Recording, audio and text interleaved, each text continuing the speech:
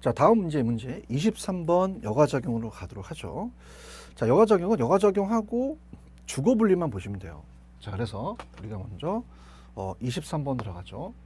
여가작용에 대해서 다음 중 가장 옳은 거 이렇게 되어 있잖아요.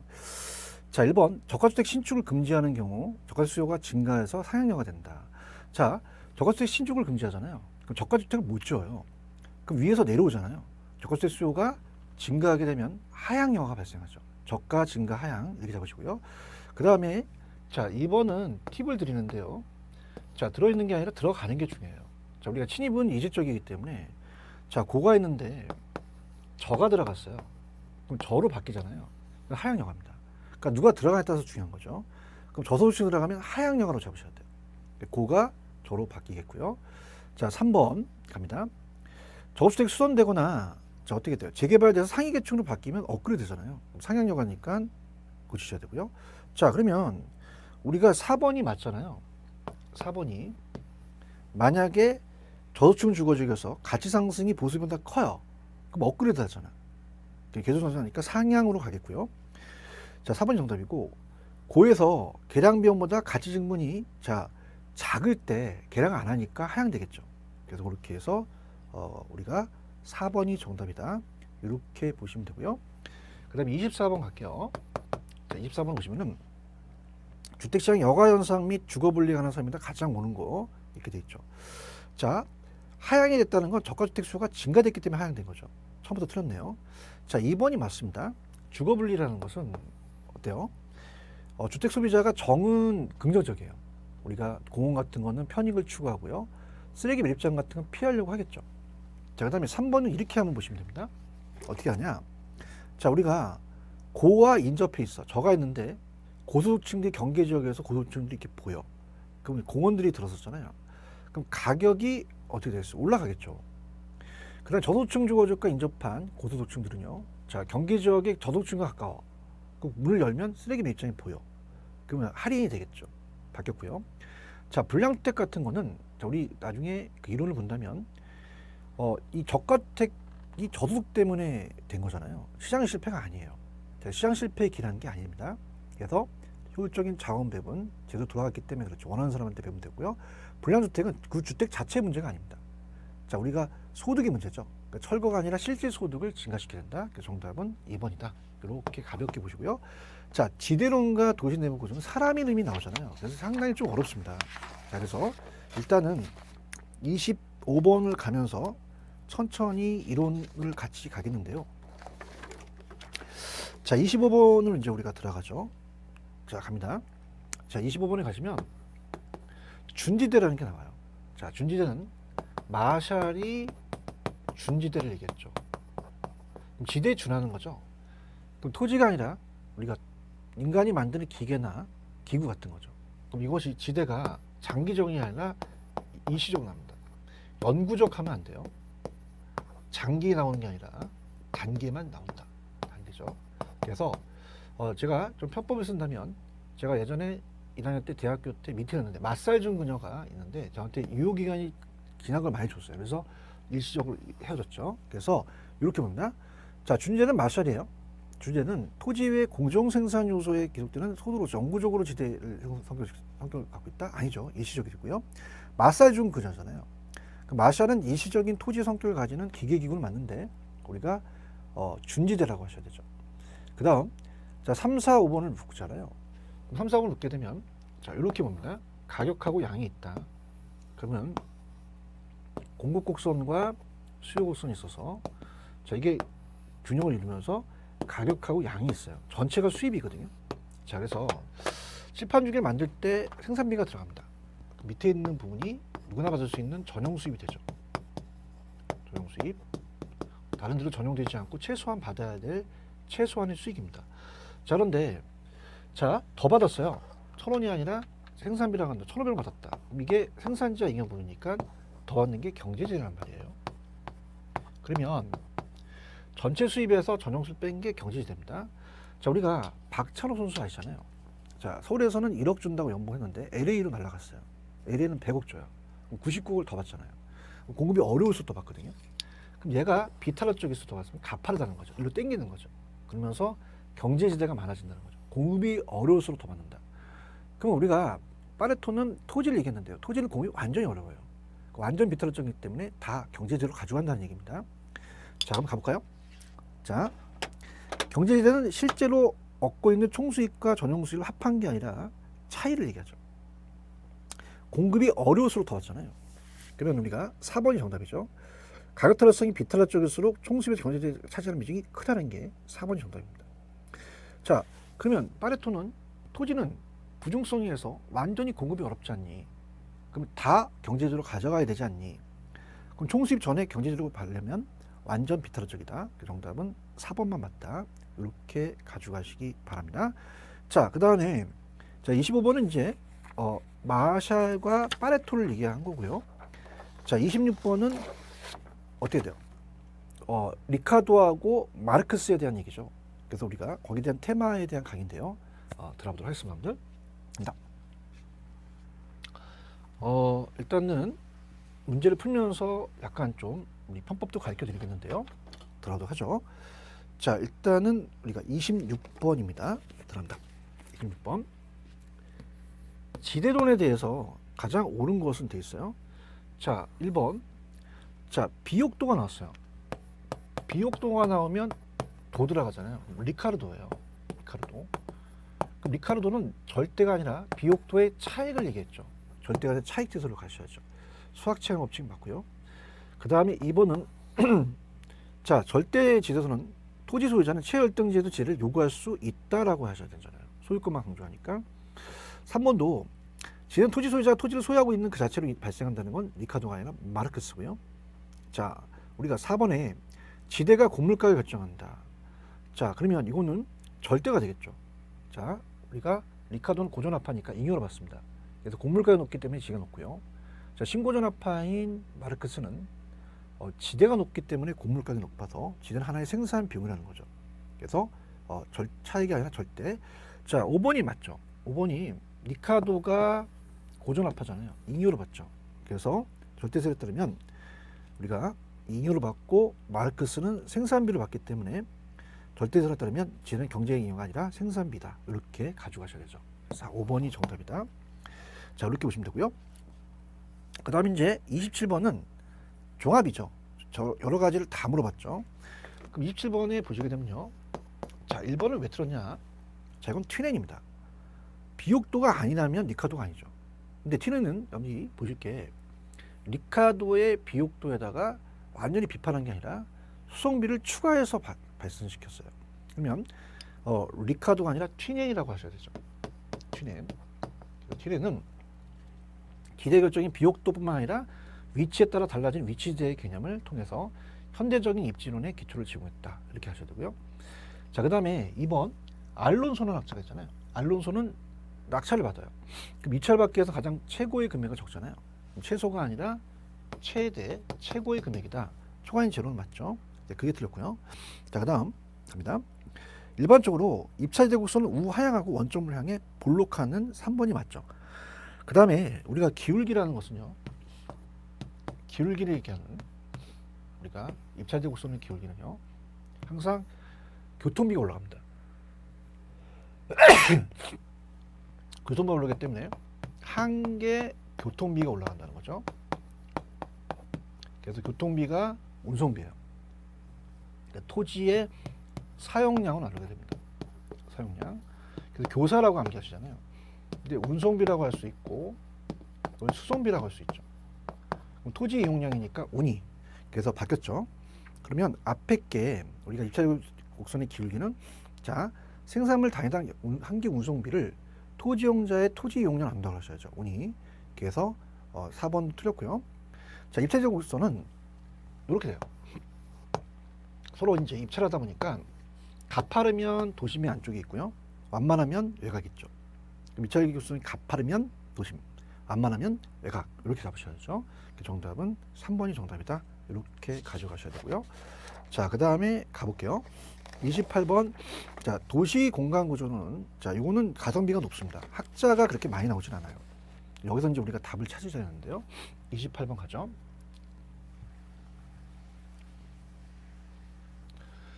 자, 28번을 가시면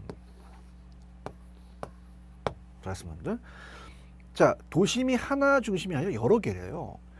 그럼 이거는 동심원 선형이 아니죠. 다핵심이라고 보셔야 되죠. 그 다음에 자, 2번이 정답이죠. 자, 호이트는 선형 이론을 주장합니다. 이 선자가 부채 선자거든요. 고소득층들이 주택 지분이 높을수록 고용이 많은 도심 지역과 적어서 양호한 지역에 주거를 입지 않는 게 정확하죠. 자, 그 다음에 자, 3번은요. 3번하고 4번을 묶어보세요. 자, 동심원 이론입니다. 버제스가 얘기하는데요. 중전 저고통이잖아요. 중전 저고통. 자, 중심 업무 지구가 이제 CBD 같은 것이고요. 점유는 자, 여기는 이제 공장이 있고 빈민들이 살죠. 그러니까 우리가 환경이 안 좋죠. 그다음에 거기 옆에는 저소득, 고소득, 통문자지대가 있잖아요. 중전 저고통스러워요. 개론이 버거워요. 자, 그러면 어떻죠? 자, 동심원은 중심지에 가까울수록 환경이 안 좋기 때문에 범죄, 빈곤, 질병은 많아집니다. 그렇죠? 저소득층들은 고용계가 많은 도시인가 적어서 양호한 지역의 주거를 선정한다는 건 정확하게 맞고요. 4번 버제스에서 중전 저고통이잖아요. 고와 저가 바뀌었죠. 자, 이렇게 보시면 되고요. 자, 레스토랑만에 있어서 자, 같은 업종일수록 모입니다. 유사 활동은 분산이 아니라 집적이고요. 이질적 활동은 분산되죠. 입시적 비양립이 같이 존재할 수 없으니까 2번이 정답이다. 이렇게 가져가시면 되고요. 그 다음에 이제 입지론 파트에서 우리가 이제 29번으로 가죠. 29번. 자, 28번이 좀 가성비가 높다면 29번은 가성비가 좀 낮습니다. 낮다라는 거는 입지 파트는 내용은 많은데 문제는 한 문제예요. 근데 어디서 튀어나올지 몰라요. 그렇기 때문에 자, 이건 이제 제가 문제를 풀면서 우리가 같을 텐데요. 자, 29번 상업입지. 특히 이제 상업입지가 출제가 많이 됩니다. 나오고요. 그다음에 30번 문제는 이제 허프라는 걸 냈죠. 물론 레일리 컨버스 허프가 있지만 백선이잖아요. 저는 허프를 찍어요. 허프가 3개가 또 나올 가능성이 있다라는 걸 찍고요. 그 다음에 상점의 입지 특성과 구매 습관도 가성비가 높고, 그 다음에 입지 개수예요. 입지 개수를 구하라는 자체가 나올 수 있죠. 이렇게 해서 우리가 문제를 만들어 봤습니다. 자, 그렇다면 29번 자, 정확하게 이제 해설을 한번 들어가 보도록 하겠습니다. 단다. 29번은 자, 1번에 보시면은 허프는 일반적으로 소비자가 가장 가까운 걸 선택하는 게 맞아요. 적당한 거리에 고차 중심이 있으면 인근의 저차를 지나칠 가능성이 큽니다. 자, 허프는요, 다목적 구매 여행이라는 걸 얘기를 했는데, 자, 고차가 지금 한다면 대형마트예요. 대형마트. 이마트라고 한다면 마트에 가시면은 카트를 끌잖아요. 한 물건을 사러 가는 건 아니죠. 그래서 자, 우리가 다목적 구매 여행을 하기 위해서는 자, 인근의 저차를 지나칠 가능성이 크다. 적당한 거리에 고차가 있으면 지나칠 가능성이 크다. 이렇게 하죠. 특히 허프는 일반적으로 소비자는 그 가장 가까운 곳에 선택하는 거 맞습니다. 저랑 여러분들 소비자라면 가장 가까운 선택하잖아요. 적당한 거리에 고차가 있으면 인근의 저차를 지나칠 가능성이 커진다. 이렇게 보시면 되고요. 그 다음에 2번이 정답입니다. 자, 크리스탈러가 조금 중심지의 분포에 대해서 수요자의 분포로 거시적으로 봤다면 얘는 약간 미시적으로 봤어요. 소비자를 강조했죠. 그러니까 소비자가 특정 점포를 이용할 확률이죠. 그래서 허프는 확률이 나온다. 히읗 들어갔잖아요. 확률. 그래서 제가 수거면으로 암기하시라는데 수거면. 자, 그럼 우리가 점포의 수가 적을수록 좋죠. 그 다음에 거리는 가까워야 되고 면적은 커야 되죠. 이 수거면이 나오면 무조건 허프 이론이에요. 정답은 2번이 정답입니다. 이렇게 보시고요. 그 다음에 3번으로 간다면 소매의 중력 법칙에 따르면 소비자에 대한 유인력은 상점의 규모가 클수록 좋죠. 거리는 가까울수록 좋겠죠. 자, 그 다음에 자, 네일리가 이제 그 분기점에 대해서 그 경계 지점을 확인했죠. 그래서 이 처음으로 경계를 우리가 분리한 학자는 레일리예요. 그럼 A 도시가 4만 명이고 B 도시가 1만 명이면 상권에 대한 분기점은 작은 도시가 같습니다. 왜냐하면 1대1로 끌어당긴 유인력이 있는 곳이 분기점이거든요. 여기 멀어도 간다는 거죠, 사람들이. 그래서 그렇게 해서 A가 B보다 크면 B에 더 가깝다. 넷은 8가지 원칙을 제시했어요. 그죠? 소매입지 이론을 얘기했는데, 자, 이게 안 나오다가 인위개인 연구가 나왔는데 양립성을 물어볼 수 있습니다. 그러니까 양립성은 같이 존재하면서 보완 관계를 나타내는 거예요. 그럼 우리가 여성 의료점이 있으면 신발 가게가 있으면 좋죠. 그래서 서로 대체 경쟁 관계가 아니라 보완 관계다. 이렇게 보는 거죠. 자, 이렇게 해서 정답은 2번이 정답이다. 이렇게 가져가시고요. 그 다음에 나온 다음에 이제 허프를 좀 예를 들죠. 그래서 우리 컨버스와 레일리는 좀 제가 편법으로 많이 이용하는 방식을 문제에서 말씀드렸는데 허프가 나오면 할 수가 없습니다. 문제 푸셔야죠. 그래서 허프는 3개가 나올 수가 있어요. 도시에 20만 명의 소비자가 존재할 때 시점포로 쇼핑하는 인구를 구하면 얼마인가. 허브 모델이며 공간 마찰 계수는 이는 2승을 하겠죠. 그래서 도시 인구가 80만 매장을 이제 이용한다. 80%가 다 가는 건 아니죠. 그래서 이렇게 해서 우리가 계산을 한다면, 자, 일단은 뭐 해설도 있으니까 우리 참고적으로 이제 보시면 되는데요. 20만 명의 80%는 어떻게 돼요? 16만 명만 가거든요. 그죠? 거기서 이제 몇 퍼센트를 가냐. 그럼 해설이 있듯이, 자, 먼저 점유율을 봅니다. C 점포로 갈 점유율. 자, 이제 우리가 그거는 거리가 가까워야 되고요. 거리의 마찰 계수성이 작아야 되며 면적이 커야 되잖아요. 자, 그래서 그렇게 이제 우리가 보시면서 하나씩 이제 하면서 확률을 보면서 맞히는 거예요. 들어가도록 하죠. 갑니다. 자, 30번을 하고 있죠. 어떻게 돼요? 도시 20만 명 소비자가 존재하는데 C로 갈 인구 얼마나 되느냐. 자, 그러면 어떻습니까? C 점포의 점유율을 먼저 봅니다. 우리가 보통 시장 점유율이라고 하죠. 시장 점유율을 봐요. 그럼 밑에 다 깔아요. 유인력을 봐야 되니까. 그래서 A, B, C를 다 깔고요. A, B, C를 다 깔고 그 다음에 C를 올리는 거죠. 자, 그러면 A는 매장 면적이 얼마예요? 자, 우리가 이제 하나씩 본다면, 자, A의 매장 면적은 1000입니다. 1000이고 거리가 어떻게 돼요? 아니죠. 우리 A의 매장 면적은 이제 C가 1000이잖아요. A는 해설대로 갈게요. 180이 매장 면적이고, 자, 그 다음에 거리가 3km입니다. 그 3의 제곱이 마찰 계수가 9잖아요. 180을 9로 나면 20이 떨어지겠죠. 자, B로 갑니다. B로 하면 매장 면적이 얼마입니까? 자, 250이고요. 250에다가 거리가 5km니까 5, 25. 그럼 100이 되겠죠. 끌어당기는 게. 20이 되고, 아니 10이 되겠죠. 25가 되니까. 그래서 20, 그 다음에 10 이렇게 되고요. 자, 그 다음에 1000에서 자, 킬로가 10kg잖아요. 100이죠. 그럼 이것도 10이 되겠죠. 그럼 얘가 10이 되잖아요. 그럼 우리가 40분의 10은 4분의 1이죠. 그럼 25% 간다는 거죠. 다 가는 건 아니에요. 그러면 시점포의 유인 인구를 볼게요.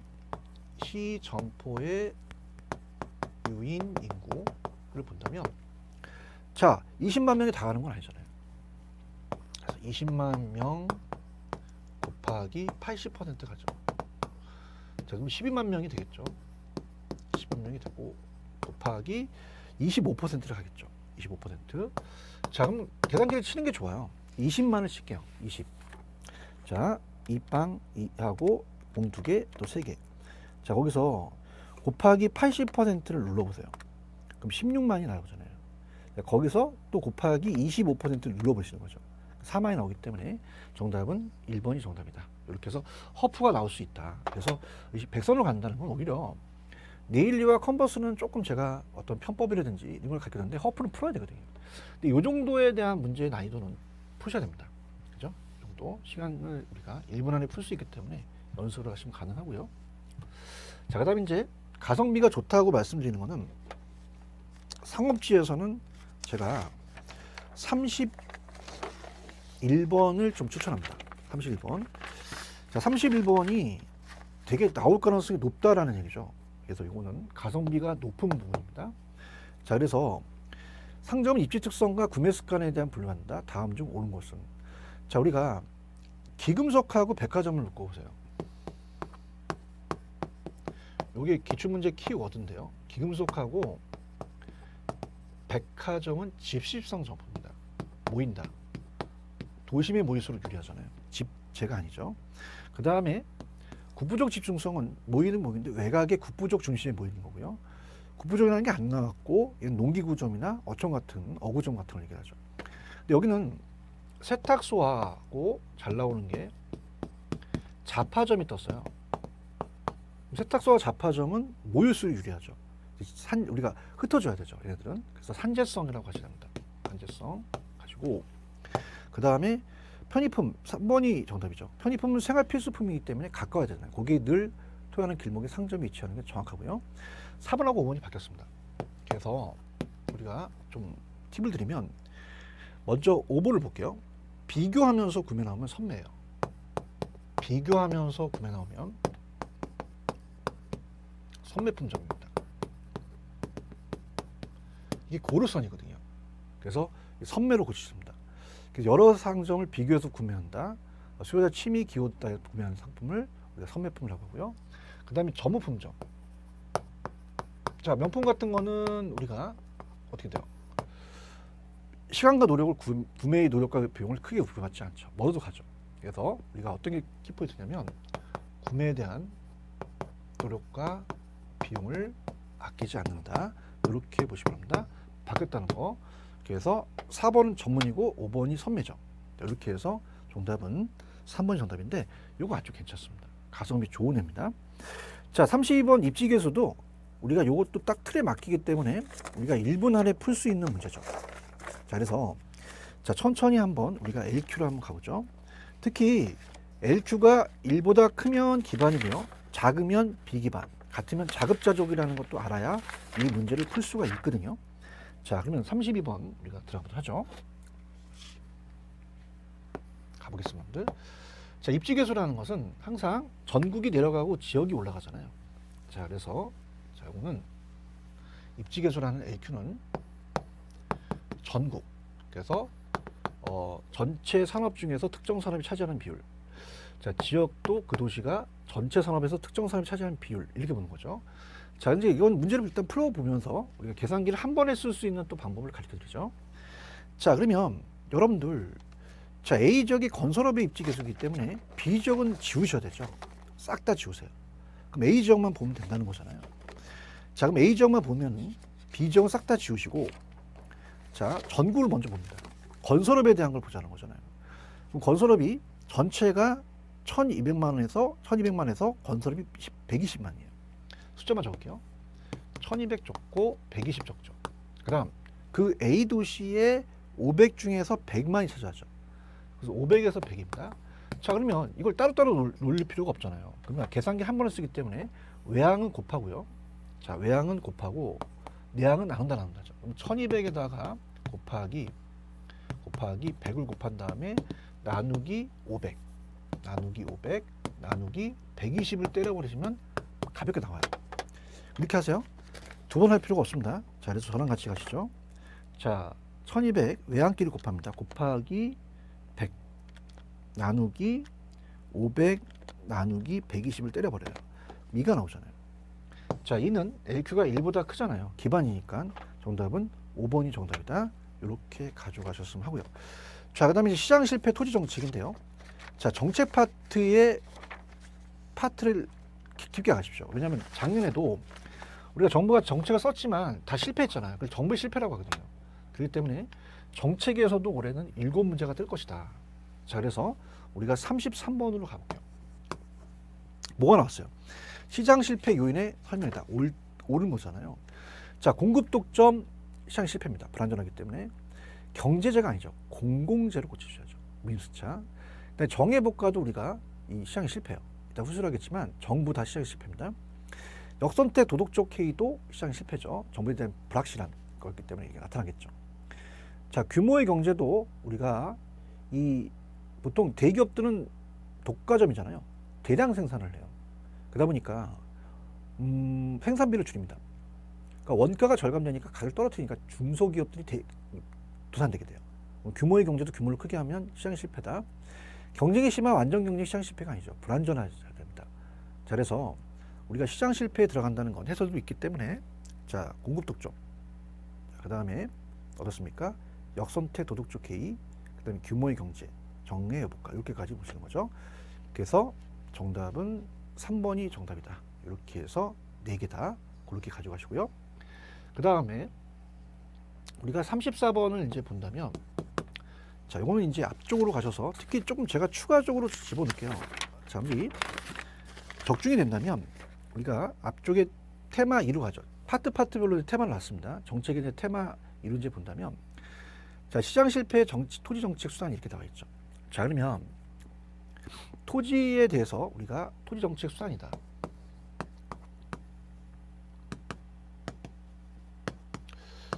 자, 지금 이제 정부가 시장 개입하는 수단, 정부의 시장 개입 수단으로 나올 수 있어요.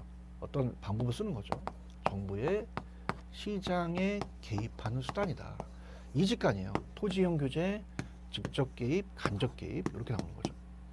자, 그럼 토지 이용 규제는 지역지구제와 TDR이 대표적이에요. 토지구획 규제, 건축 규제, 인허가, 토지 이용 계획, 도시 계획.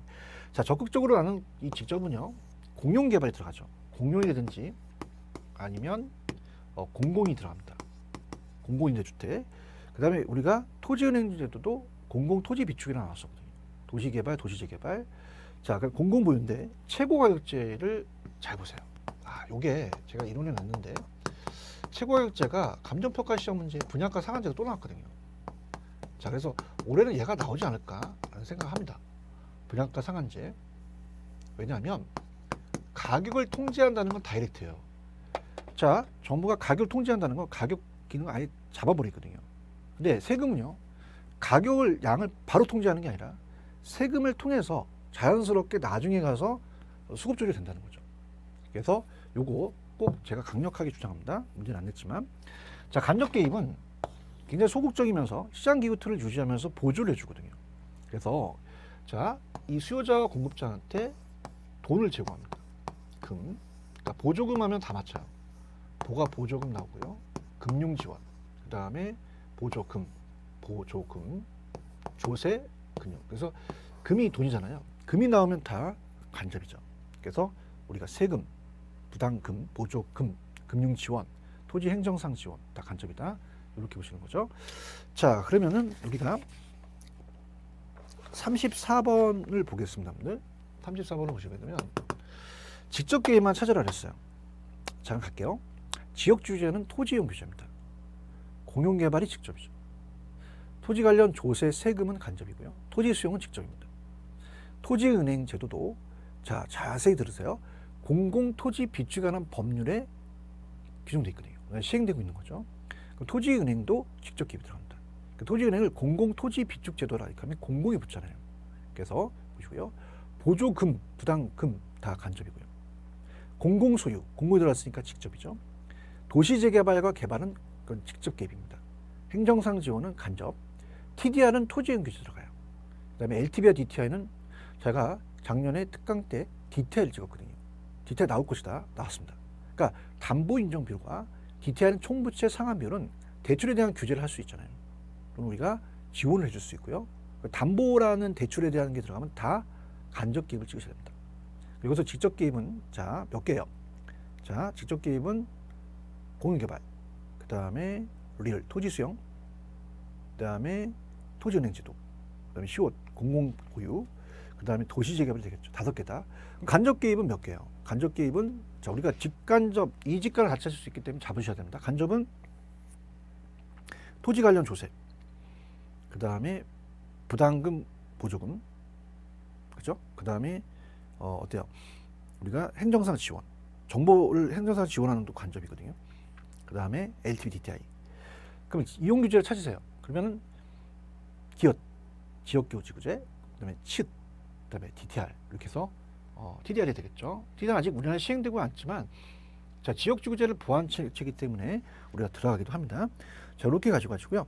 그 다음에 다음 시간은 외부 효과 중요합니다. 자, 외부 효과 지역지구제 같은 건요, 우리가 특히 공법 문제가 나올 수 있어요. 그 다음에 이 토지 정책에서 우리나라에 폐지된 거, 우리가 안 내는 거, 그래서 이제 그거를 이제 5가지로 이제 나열합니다. 그래서 우리가 현재 시행되는 걸 암기하는 것보다 시행되지 않는 걸 암기하시는 게 찾기가 쉽죠. 그래서 다음 시간에는 외부 효과 갈 거고요. 그 다음에 지역지구제는 외부 효과 해결책에 들어간다는 걸 보시지, 그렇게 우리가 지역지구제는 공법 문제가 연결돼서 뜰 가능성이 커요. 자, 이렇게 해서 이제 우리가 연결시키도록 하겠습니다. 자, 그러면 조금만 쉬었다가 외부 효과 들어가도록 하겠습니다. 조금만 쉬었다 가시죠.